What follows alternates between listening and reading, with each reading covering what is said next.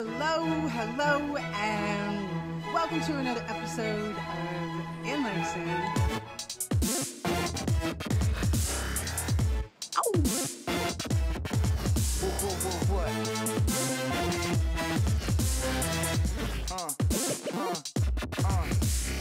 Everything I do is brand new. I must continue. And today it's a beautiful summer night, and we are heading out to do something really interesting. Float. Have you ever just floated? Have you ever heard of a deprivation chamber? This is what I'm going to do, and I'm going to tell you all about it, so come on this little journey with me. This is a really interesting concept. Floating, being deprived of all light, sound, and you're floating in water. I jumped in the car and I headed for Highland Park.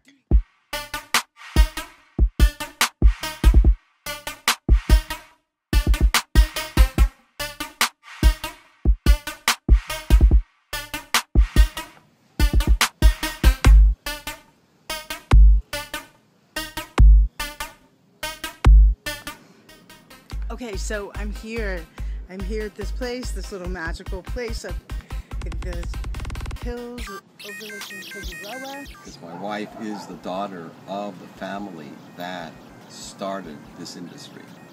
You know, they started Samadhi. They got together with Dr. John Lilly at the National Institute of Mental Health. He was working on a project. He created a project to study the brain. And one of the things that they wanted to find out is if the brain was dependent on our senses for functioning. If the brain had its own experience or its own sensations. So one of the things that they decided to do, or he decided to do, was set up an experiment where they tried to eliminate all sense data and see what biologically, biophysically that would produce. And so what they did was they took their cue from World War II, where they were actually studying behavior of deep sea divers. He started with vertical tanks, where in water they would immerse you and you'd have a deep sea sort of diver's helmet, and they would put weights around you to keep you vertical in this tank. Later on they went horizontal and they took away all the equipment and stuff, started realizing that that was the best way to start to minimize the sense data. And so I could see that because it's being underwater is somewhat the closest you can have to being in space. Space would probably be more optimal to study this. Yes, because you don't have a gravity effect on you. Absolutely, and being in the sea minimizes the amount of gravity on Earth, our experience of gravity on Earth, short of free falling. I mean, we're free falling, we're still feeling the wind against us, but yeah, the ocean was the closest to that, to simulating being in a weightless situation.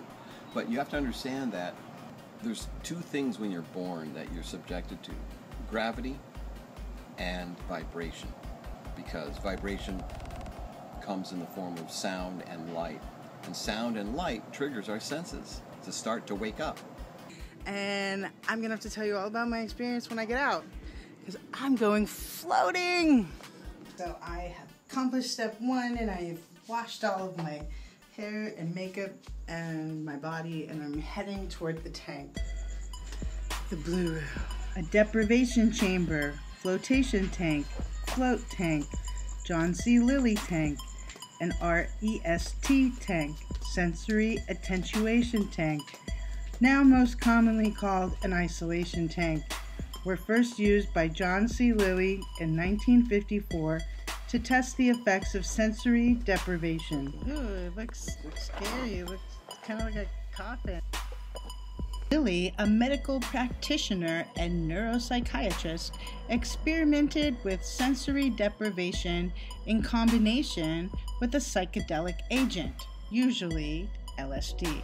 He sought to discover an old neurophysiology question: what keeps the brain going, and the origins of its energy source.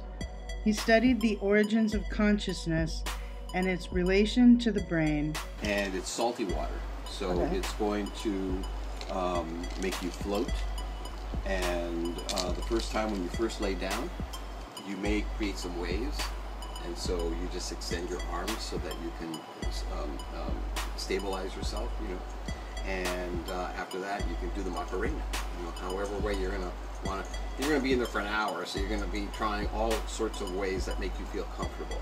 The whole point of this is a really super delicious, relaxing environment.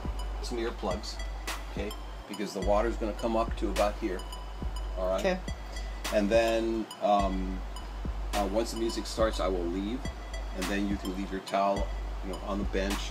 You can hang your bathrobe here, Okay. and you get in. The other thing about this tank is that the idea of sensory deprivation is to minimize your perception of your body, the air, and the water. So it's designed to try to minimize the seam between those three things. So because the air is humid, you give off heat from your breathing and your body, there is going to be a temperature rise. The air might seem to get thicker. It is kind of getting thicker, but you're not running out of air. I've had people float all night long and not run out of air. This is all about letting go. The toughest thing for us to do nothing. And I am ready to go into the deprivation chamber. Yay! I'm excited and nervous at the same time. I get to do this naked.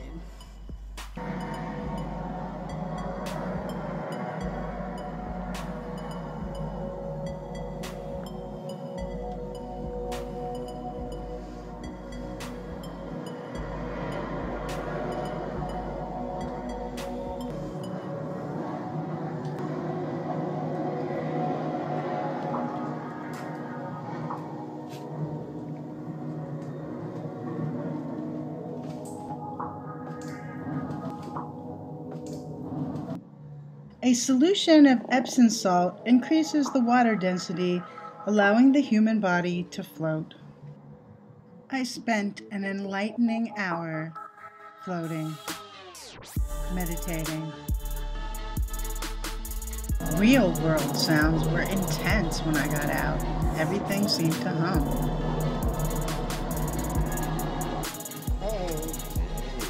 Now with technology and our experience, we're growing all these layers, man, and so we're changing very quickly. So it's not like once you get it, you think you've got it forever, you know, because I'm friggin' learning it every time I get into the tank.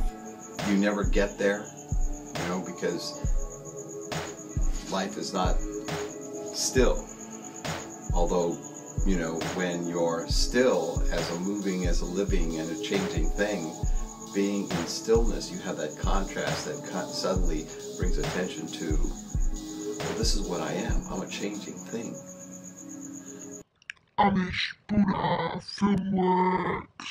Join me every Thursday for a new In Like Cyn. Hey everybody, thanks for watching the video. Subscribe. All the social media links over here are down below. Click subscribe. Look for a new In Like Cyn every Thursday.